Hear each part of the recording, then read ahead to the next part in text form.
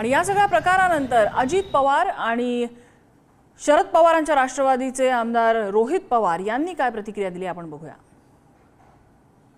बाकीच्यांना सांगितलं की परत मी कधी आलो तर जाईल आणि एवढा हट्टीपणा पण करणं बरोबर नाही। मंडळाला भेट नाही दिली की कुणी काळछाप हे करणार। ही महायुती आहे आणि मी इतक्या खालच्या लोकांच्याकडे बारकाईनं लक्ष द्यायला लागलो तर आम्हाला ते शक्य नाही। कधी कधी काही आता मध्ये जुन्नरला पण काहीतरी झालं होतं, त्याला प्रसिद्धी देतात तुम्ही लोक देता।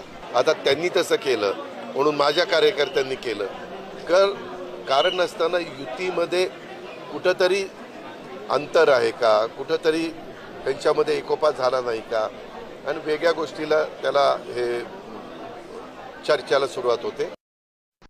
वर्षा बंगल्यावर ऑफिशियल रेसिडेन्स आहे, तिथं जर आपण पोस्टर बघितला जो गणपतीरायाच्या जवळ लावलेला आहे त्याच्यामध्ये फक्त देवेंद्र फडणवीस साहेब दिसत आहेत आणि एकनाथ शिंदे साहेब दिसत आहेत। श्रीकांत शिंदे आहेत म्हणजे एकनाथ शिंदे साहेबांचे चिरंजीव आहेत, पण दादा त्या फोटोमध्ये दिसत नाहीत। आता वर्षा बंगल्यावर जो ऑफिशियल रेसिडेन्स आहे, व्यक्तिगत रेसिडेन्स नाही एकनाथ शिंदे साहेबांचा, तिथं अजितदादांना त्यांनी गुल केला होता।